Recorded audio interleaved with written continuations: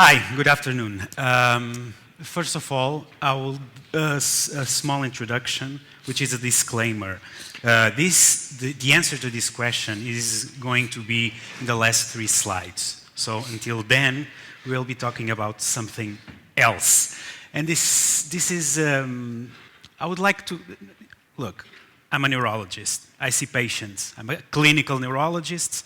I don't do research. I see patients. This is my experience.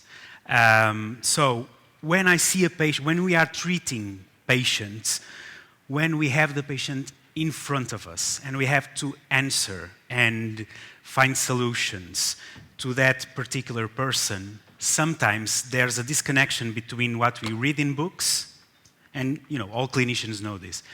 What we read in books, what we read in guidelines, what we read in research papers, and what we do actually have to solve in the clinical practice. So for me to talk about evidence in medicine and in other fields of science is actually very difficult and troublesome. And I would like to start to answer this question: how hard it is to study the safety and efficacy of cannabis in neurological diseases. And as you all know, if you have been paying attention, we are talking about a plant that has hundreds of molecules inside it: phytocannabinoids, terpenes, flavonoids, etc., etc., etc. And us doctors, and even researchers, we are not used to investigate hundreds of molecules. We usually do it one at a time. So there's a molecule, let's research this molecule, let's choose this set of patients, and let's apply this molecule on this set of bodies and measure what's going on with their bodies and their responses. At the same time, we know that these hundreds of molecules, they interact with our body in a certain way. They need receptors. We all know, we have heard already today that CB1 and CB2 are the main cannabinoid receptors that we have in our bodies, especially in our brains. But there are other receptors that may actually interact with these substances, the cannabinoid substances on the plant. Again, we have endocannabinoid receptors on our body. We have endocannabinoids, which are substances that we actually produce ourselves. And it's not only about receptors. It's also about other machinery that's inside our cells that are responsible to receive the cannabinoids, the exogenous cannabinoids, and to interact with it. Enzymes may degrade our substances. Transporters are the responsibles for taking our cannabinoids from the surface of the cell to the inside of the cell. So all this plays its role in the biological effect that we are looking for. Now let's talk about the brain. So there are a lot of different details about the brain that may complicate our study of cannabinoids in our bodies. As you know, brains work by a mechanism that's similar to electricity. They excite, they inhibit one another. We have actually 100 billion neurons in our brain, average, some less, some more. And each neuron, on average, makes 4,000 connections with other neurons. So we're talking about 400 trillion connections that are possible in our brains. All these connections are made through a network, a very complicated network in which one neuron may inhibit the next neuron, which, if it's an excitatory neuron that has been inhibited, it will no longer excite the next inhibitory neuron, which will actually be released on the next neuron. So all this network is actually extremely complicated in terms of biological and the cell biology perspective. Again, we have also a lot of molecules that act as neurotransmitters. Neurotransmitters are the molecules that make the connections between the neurons. And we have many of them. And each one of these molecules will act on a different set of neurons. Each one of these molecules has its own role in one specific area of cognition, intelligence, thinking, emotion, etc. And motor function, of course. Now, to reach the brain and we are talking about exogenous cannabinoids, we're not talking about our endocannabinoids, to reach the brain, the substances that we take, the medications that we take, they have to go through a certain pathway. And the pathway may be different, so we may inhale the substances, and once they are in the lungs, they will be absorbed into our bloodstream, and then in our bloodstream, they may reach the brain. But the most used mode of acquiring these substances is the digestive system. And in the digestive system, there are a lot of other pitfalls that we need to know. Mainly, if we take a substance, we know it has to be absorbed in our stomach, in our intestine. And after being absorbed, it will go to our bloodstream, and in our bloodstream, before going into the brain, they may actually be subjected to a lot of modifications, which is metabolism, and this happens with cannabinoids and other medications that might be useful in our patients, in our particular patients that are taking cannabinoids. So our liver has a set of enzymatic complexes that may actually degrade or activate the substances that we put inside our body. And all these enzymes, there are so many of them that each one of us has its own set of enzymes. It's related, of course, to our genetic material, and this means that each one of us will have its own individual response to many drugs. This is the future, probably, of pharmacology, is to know exactly what is our liver going to do with a certain molecule and to calculate individually the dose of each medication that we take. We're not there yet. It's still some research to go. But again, so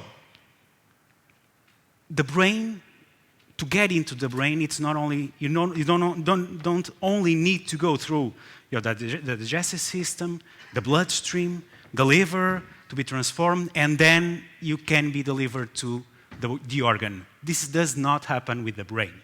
So with the brain, there is something called blood-brain barrier, which makes the brain a more safe space from everything that's going on our bloodstream.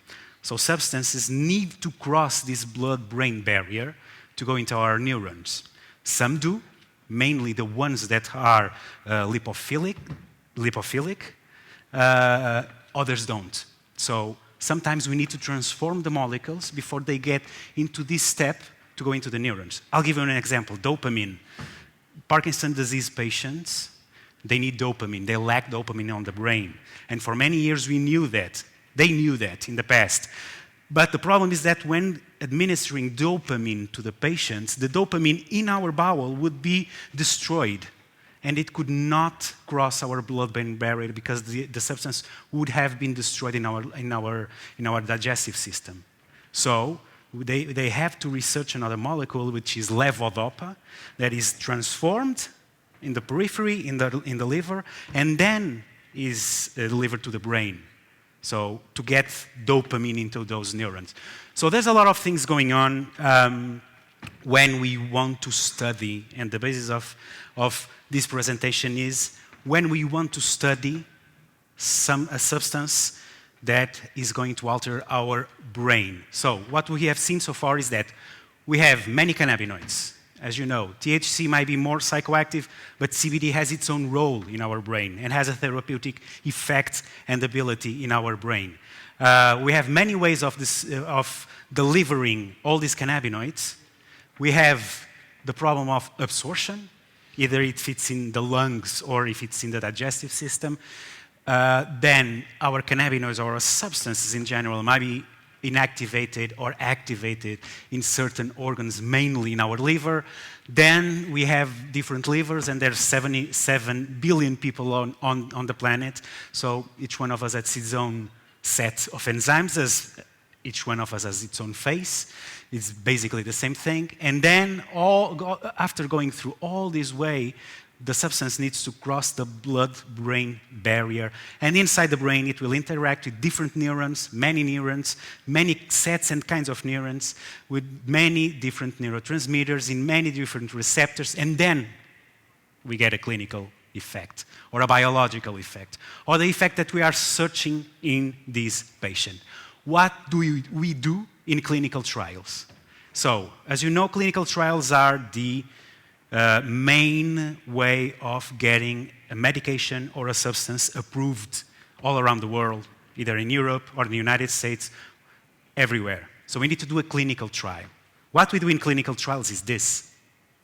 We take the substance and we'll search for a clinical effect. Now, there are many basic sciences that are studying all these aspects here. Pharmacology, biology, biochemistry, physiology, many of them. But in a clinical trial, which is the most important step to approve a drug, this is what we do, basically. And now we have a problem with cannabis. And the problem is this. We as doctors, as clinicians, we usually take one substance and give that substance to that patient. With cannabis, this is going to be different. We can take one substance, we can take CBD, and administer that CBD to one patient. Or we can take the plant, do an extract, an oil, inhale, etc., and administer this plant to this patient.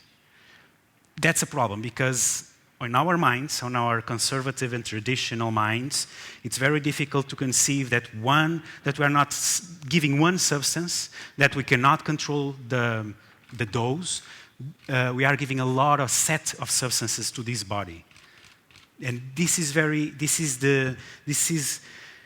a paradigm that we have in clinical research that we have to overcome, and that we are working on overcoming with the cannabis science and with the cannabis experience that we have. So, we have been doing a lot of clinical trials actually in the past few years. This is one of the most important clinical trials, not this one, but this one. It's one of the most important clinical trials that we have done with cannabis. It was actually only with CBD to children with epileptic syndromes that showed clinical effect. We have many other clinical trials that I'm not going to lose time talking about it because I don't think it's worth it. Tomorrow we'll discuss each one of these in more detail. Nowadays, if we look at clinical trials, this is what we are going to find, and this is what we are advising. When should I use cannabis in neurological diseases? And that's a definitely. We should use cannabis in the Dravet-Lennox-Gastaut syndrome, because if we don't, by today's current ways of doing science, we are doing very wrong to these patients, because there are clinical trials, phase 3 clinical trials, showing that in these particular two syndromes, we have to give CBD to these children. Okay, so definitely think about this when you have a Dravet or Lennox-Gastaut child.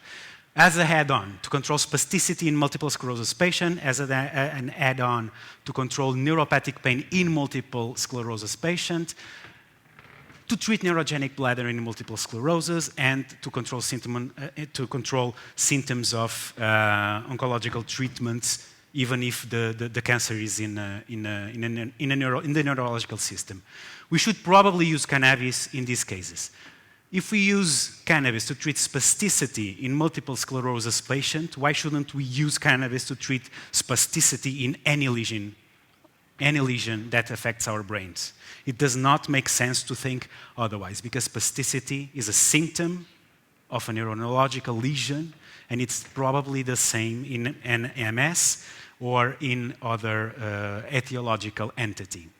The same thing goes to neuropathic pain. If we think about treating neuropathic pain in multiple sclerosis patients, why shouldn't we use it in other neuropathic pains?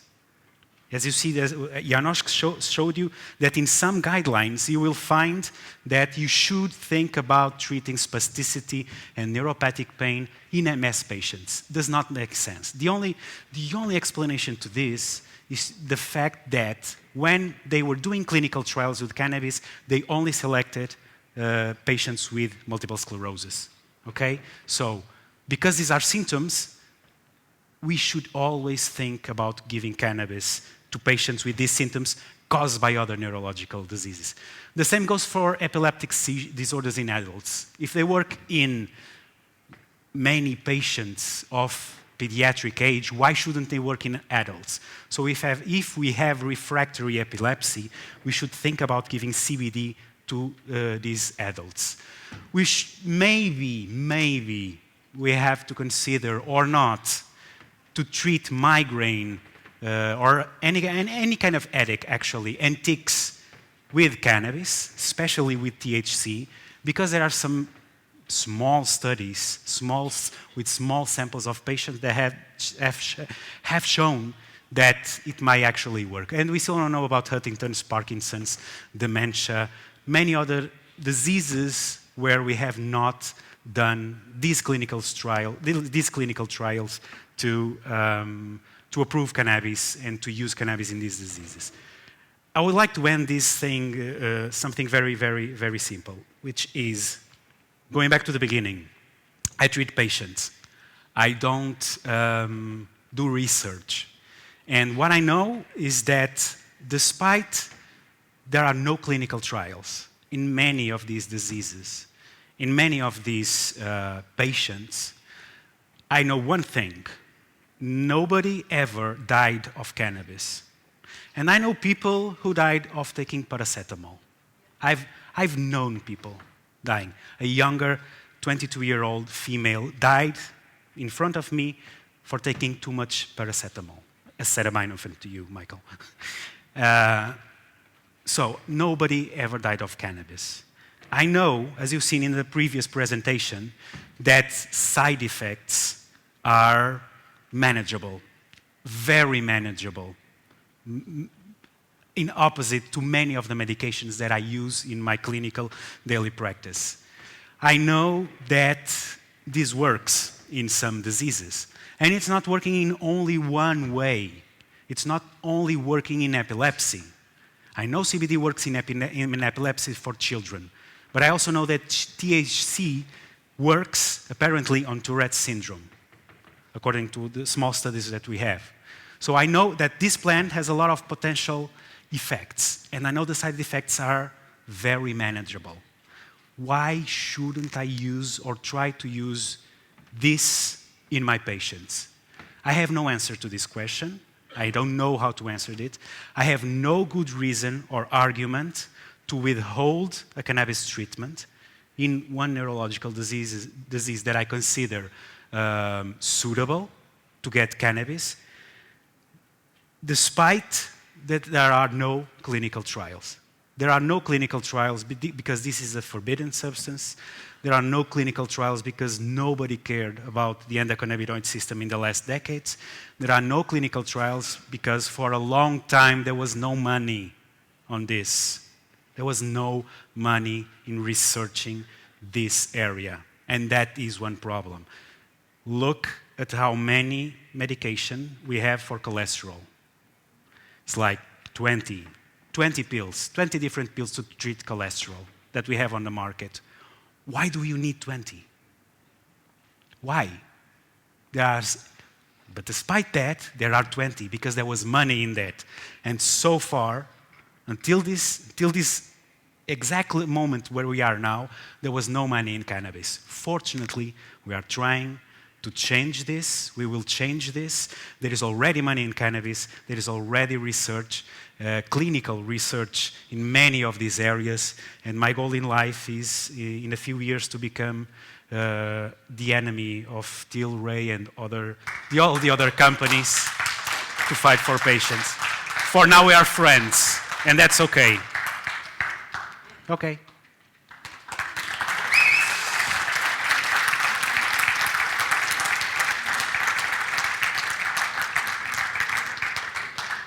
You have the questions? We got one at least. I'm sure we'll get more. Now you know, we don't need to say it's to sit there. It's not ours, it should be our. We have one question in the Okay. app so far. We do. Let me, 1 second.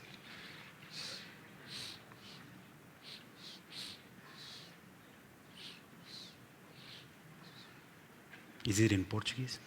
No. Are you trying to We have read? 2 in English. Okay. I thought you were trying to What read in language would you like it Portuguese. in? First Japanese. question, Patricia Pacheco. Pacheco. there, Okay, Pacheco. thank you, Patricia. If inhalation is one way of having a higher concentration of cannabis, what do you think about using this administration way for lung cancer? Oh, for lung cancer. I don't know. I have no idea. I think in my area, inhalation may be a good promise for Parkinson patients, for instance, because Parkinson patients, if this works in Parkinson, we don't know yet, but if this works in Parkinson patients, these people have dyskinesia, which means they have movements, involuntary movements, which is a side effect of the medication of Parkinson, or they might become stiff, and this happens especially in the morning. If you wake up stiff or with movements, and if cannabis works in these symptoms, maybe you can inhale to these patients because it's faster. That's the thing. It's faster. They are stiff. They cannot get out of the bed, inhale, and then in a few seconds they will be feeling the clinical effect of this medication. So in my area, this is the main differences is this. If you inhale, you will get a high concentration very fast, but then it will go down. So probably you will need to give these patients something to be absorbed by the digestive system, because it will have a longer action. Thank you. Another question from Felipe Guimarães Torres, right over there. Yes. Have you ever had any patient with Alzheimer's disease that you were able to manage with cannabis? No. There's another one. Not with Alzheimer's disease. There was one study, we'll talk about more tomorrow, but there was one particular study in the last few years that tried to manage the Alzheimer's symptoms, mainly with cannabis, mainly with THC. Didn't work. So, but I never used it. I never used it, and I never saw somebody using it in Alzheimer's disease. Thank you. Okay, thank you. A couple more questions have come in. Artur Aguilar, thank you for your presentation. What do you think is the best strategy, doctor, to promote clinical trials, making them affordable and including multi-molecule plant extract cannabis medications? Sorry. What I think about that or comparing? You want to read? I'll read it one more time. Okay. What do you think about the best strategy to promote clinical Okay. trials? We'll start with that one. Yeah, okay. And then, how do we make them affordable to include multi-molecule or I imagine full spectrum extracts? So to the first question, this is actually what we are doing with the cannabis medicine, I think, is quite new, because we are not doing clinical trials on a new molecule. Usually there's one molecule, there's one company that holds a molecule, and then it goes through all these studies and then clinical trials. We are not testing something that has never been tested. We are testing something that has been used for millennia of years all around the world. So for me, it's a little bit weird, from my perspective as a clinician, it's a little bit weird. Why do we need clinical trials to test something that we already have experience with? I know, for regulation and legally, we need to do the clinical trials, and if we want to advance the field, yes, of course, we have to do the clinical trials. But this paradigm that we use in medicine these days, go phase 1, phase 2, phase 3, and then eventually phase 4, doesn't make a lot of sense to me. We should be doing more registries of people already using cannabis. we do the registries, as we do in many other diseases, and then we present the results of these registries. We already do this in pregnant women, for example, in epilepsy. It's very difficult to do a clinical trial of anti-epileptics in pregnant women, okay? Well, there's a lot of conflict, ethical conflict on that, blah, blah, blah, blah, blah. So we do registries all around the world of pregnant women taking anti-epileptics. And we have thousands of that on the registries. Yes, I know, we cannot test this against placebo, we cannot have the methodology that we usually go through. Well, but maybe this is different, and maybe this is a different reality, and we need to think about this problem from a different perspective. Thank you. I think he has a Follow-up further question. Yeah. Would you... Okay, would you allow me for a brief comment? Yeah. I don't agree that clinical trials mean phase 3, you're right. multi-centric, Yeah. double-blinded, placebo-controlled trials. I think there is a way, an affordable way, to promote valid scientific information and guidelines through phase 2 trials, for instance. Phase 2, you said. Yes. Yeah. Do you have a So question? I think that's a strategy. I would actually value more the phase 4 trials, which is where the substance is already being given to patients, and you just oversee the results of what you're already doing in practice. And I think we usually, in these days, we overlook for phase 4 post-marketing trials. That should be the focus, our primary focus, to monitor what we are administering already in practice. And we don't do that more because it's, it does not get published as much. There's no money also in there because it's already on the market, so nobody's paying for most of these studies. So I think there's a problem with our paradigm about clinical trials.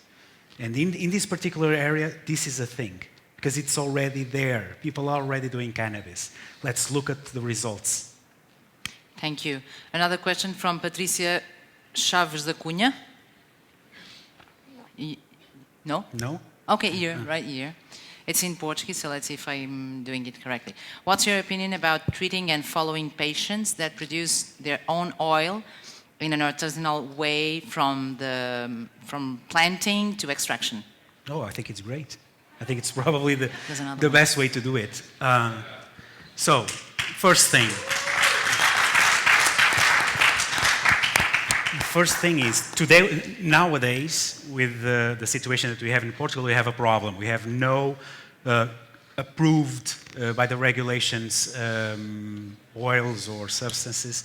So people are buying on internet, people are importing substances, and they cannot control very well, at least, the amounts of CBD, the amounts of THC, etc., etc., etc. This is one problem.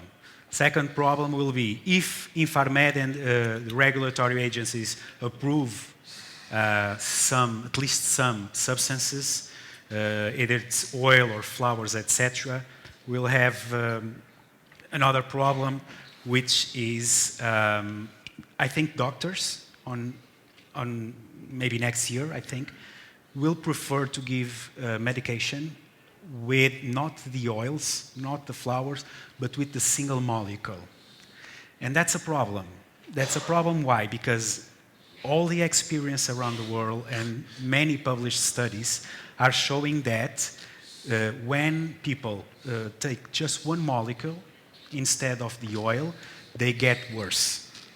And this happened in Portugal with Marinol. Marinol is synthetic, only had CBD, and patients didn't like Marinol. So they didn't make a lot of money. So this is about, as the entourage effect. We already know that if you take the extracts, etc., it's better for the patients. So we might have this problem in the future. And then we have another problem, which is, it's kind of more political.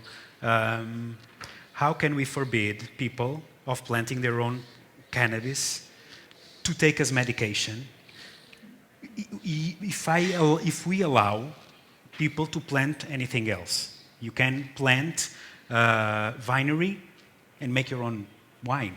Why wouldn't you be allowed to plant your cannabis plant and make your own hemp to take it? What's the difference? I tell you what's the difference. Many people died of alcohol. Nobody died of cannabis. That's the main difference. And yet you can grow your vineyard to self-consume, but you cannot do it with cannabis. It does not make sense. We have one more question still Or in two. the app. Yeah, I think okay. I think we're cool on the app. If we have a microphone. Yeah. Microphone, right please. over there Okay, first. great. Yes, I'm sorry, it was waiting already. Good afternoon. Congratulations for a great presentation. I would like to talk about the action potential in the nerve fiber and the diseases for these cannabinoid applications.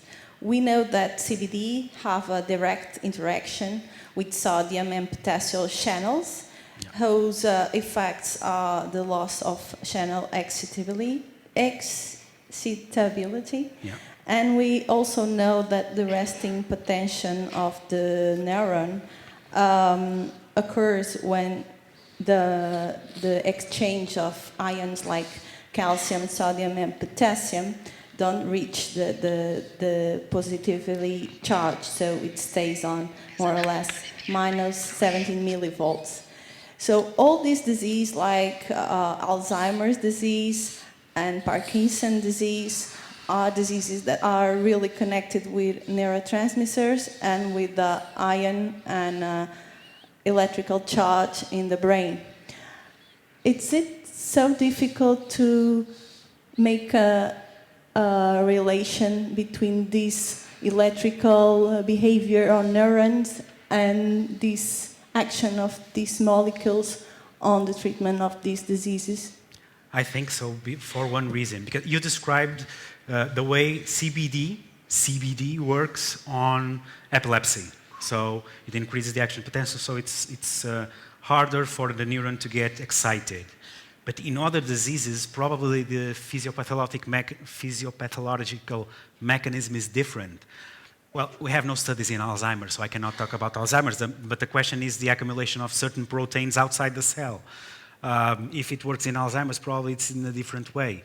And this is only CBD. If you talk about THC, it's another thing, because THC does not work like that, like you described. So it may actually work inside the cell, outside the cell. Well, we already know some of these things. Well, I don't, because not a biochemistry, but we already know some of these things. But again, we are talking about different substances and different diseases and different people. Okay, so. Thank you. Thank you. We know we have questions in the audience, but we still have questions in the app. Sorry. Luis Narcisco. Okay, doctor, this may be on the edge of what should be done tomorrow, and I'll let you decide as the practitioner. What approach would you recommend for a mother of an autistic child who has violent behavior and is self-mutilating? And would you find a suitable diet approach with eventual cannabinoid supplementation regarding the aggressiveness and discomfort verified along with bad nutrition? Yeah, absolutely, because we saw it earlier today. And we know already from these clinical trials that have been published recently that some autistic children, not all again, but some autistic children, especially these ones, do respond to cannabis treatments. So I have no doubts about it. Thank you. There was another one. I'm not sure I can pronounce correctly the name. Uyuluya Nosenko. Maybe I pronounce it in the wrong way. The question is, it's coming from the question about the opinion about treating and following patients that plant and extract. Okay. As a follow-up of the last question, why are there not ongoing observational or cohort studies? Why are there not? Well, again, it's the same. The answer is always the same. There are no studies, cohorts about self-planting people, etc., because it was illegal, because there was no money on it, and because there's a lot of, and this third one is still a problem that we have to overcome, and because there's still a lot of conservatism and stigma inside the medical and the research community. This is the last thing that we have to overcome. We already have the money, we already have the legal approval of this. Now we need to overcome the stigma and all the social constructions that we made about cannabis inside the medical community and inside the science at all. It looks like there's a lot of questions, Oh, but God. we have to manage to have just one more, and I start to feel bad because everyone's saying, please, please, but we need to follow the order, and there was someone, and that person is already typing the question, And I remember, guess. all questions will be answered by Yes, the place doctor your questions and in the speaker app, please, because in- even if in they're email. not... Exactly. So just send your contact information, or they will be answered through the app. Every single question will be answered. Okay, we have one more question before the next speaker. Okay, my question is if you have any experience of using the cannabis for the treatment of burning mouth syndrome. No? Okay, because I have a Okay. patient with that situation. No, and never saw that syndrome. Okay. Okay. Thank you. So please place your questions in the app. You will get answered after the conference. Thank you so much. Thank you, you. Dr. Thank you, doctor. Good job.